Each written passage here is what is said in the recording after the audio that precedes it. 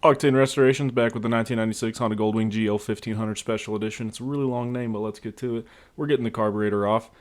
It's got two screws that hold the car boots onto the engine, so we had to loosen those. There's also cruise control on the back of this. There's a choke lever, and there's two lines that run from the radiator into the carburetor to cool the carburetor. So this has a ton of stuff on it. You got fuel lines, you got air hoses, vacuum lines, everything in the world. So we're getting all those taken off right now. I know there's so much stuff. It's a freaking Goldwing. This is a car on two wheels. It's ridiculous. I'm having to use all kinds of needle-nose pliers and screwdrivers, but we're going to get it off. We got it off right here. It's nearly there. You got to take pictures for the gram, and so that you know where to put stuff back. Holy cow, we got it off. I have a YouTube channel. The YouTube channel has the entire in-depth tutorial. Man, look at that thing. It's taken us 3 minutes so far to get this carburetor off completely. Next video is going to be rebuilding it.